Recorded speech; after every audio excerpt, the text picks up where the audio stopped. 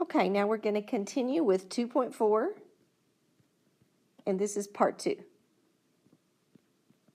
Okay, we ended with the complex conjugate. Now we're going to take that and we're going to use it to write an answer in standard form. For example, we're going to take a rational expression, 2 plus 3i over 4 minus 2i. And remember, I told you you don't want to leave i's in the denominator. So what you do is you use a complex conjugate to get rid of that, because you know that when you multiply by a 4 plus 2i, based on the 2 examples we just did, it's going to give you a single value, not a single value, but a constant, and you get rid of the i's. So that's our whole point, all right? So on the top, we're going to FOIL that. 2 times 4 is 8. Then you've got outside 4i, inside 12i. 12i and 4i is going to be 16i.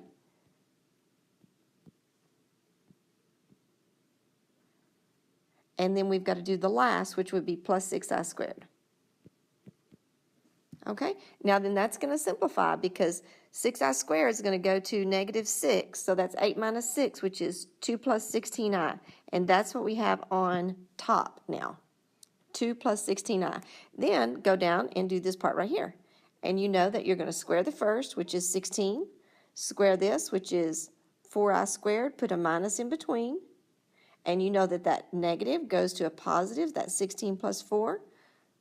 So your final answer on the bottom is 20. Now what we're going to do is we're going to go to the next screen, and I'm going to show you how I want you to simplify that. This is what you had, 2 plus 16i over 20. Remember, this has to be in a plus bi form, so we're going to rewrite this. We're going to split this up. This is a fraction, and we're going to write that as 2 over 20 plus 16i over 20. Now, when we split it up that way, it makes it where we can simplify and reduce it. 2 20ths reduces to 1/10, okay, plus 16i over 20. 4 goes into both of those, so that gives you 4/5 I. Now you're in the form of a plus bi. You're in standard form now. And there's your answer, 1/10 plus 4/5 I. And we did all of that by using the complex conjugate on the bottom to get rid of it. Okay, now then the next concept that we're going to use is just considering the square root of -1. Okay, let's not forget that. Remember, these were our two concepts. I squared equals -1, and the square root of -1 is equal to I. That's what we learned last year when we were dealing with imaginary numbers and I. So what we're going to do is we're going to take some values, okay, and we're going to multiply some radicals together and deal with the I after we get them multiplied. Now, you want to be real careful about this. This is very tempting, okay, to do something that's not algebraically correct. So be careful. It's tempting to say 12 times -3 times -12 is positive 36, but you don't want to do that because you know that you can't square root a negative number in the real number system. So what you have to do is you're going to rewrite this as -1 times 3 times the square root of -1 times 12. Okay, now this is the square root of -1, which comes out as an I. So I square roots of 3. This is the square root of -1 right here. It comes out as an I, square roots of 12. Now I times I is I squared. Now you can multiply those together. Square root of 36, and the square root of 36 is equal to 6. I squared is equal to -1, so you've got -1 times 6, which just equals -6. And that's your final answer. So the trick to this is to be certain that you get these negatives out of there before you multiply those together and consider them a positive, because you know you can't have a negative underneath the square root in the real number system anyway. So you need to get that out of there. Okay, let's practice one like this. I've got -48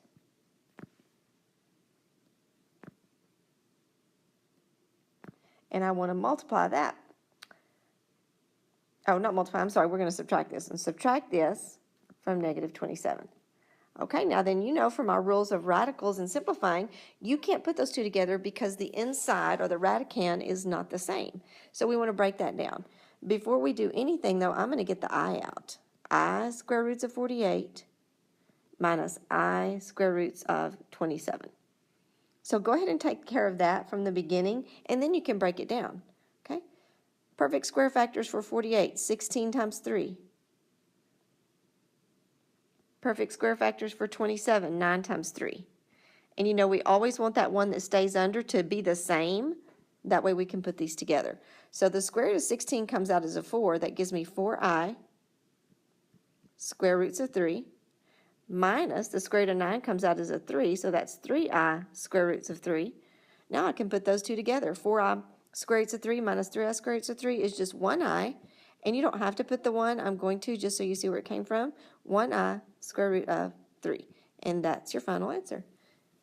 You simplified that, and you got that radical to where it could be the same, and you could put it together.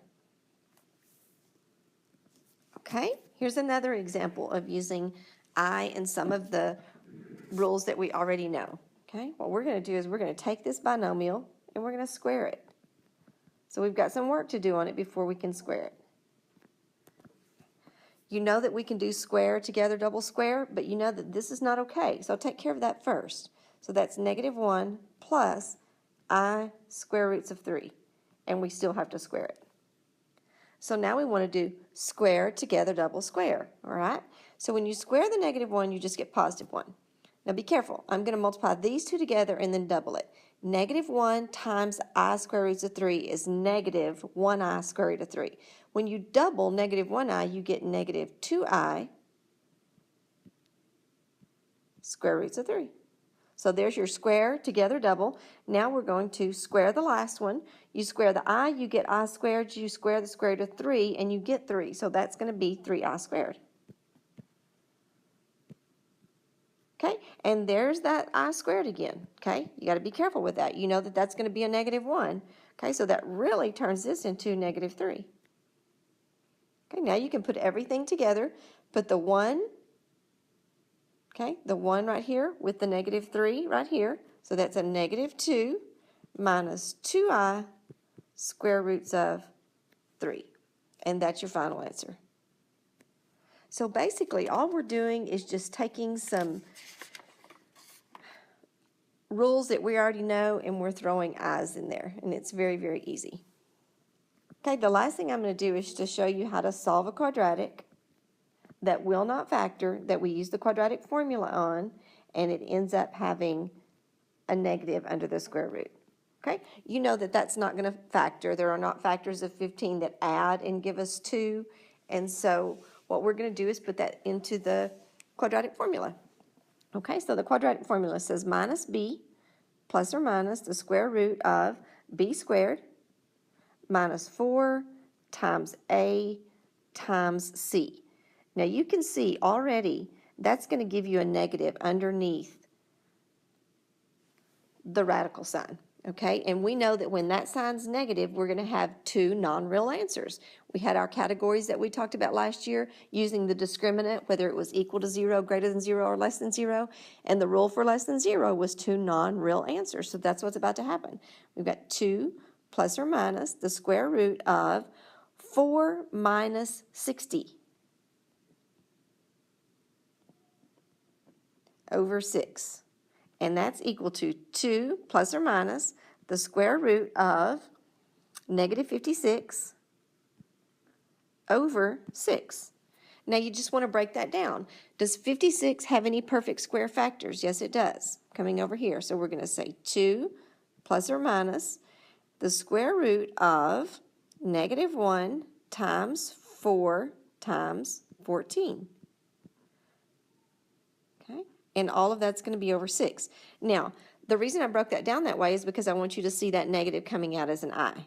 Okay, so that's going to be 2 plus or minus. Coming out of the radical is going to be the 4 as a 2 and the negative 1 as an I. So you've got 2i that got to come out, and that 14 has to stay under.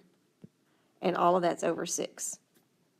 So 2 plus or minus 2i square roots of 14 over 6.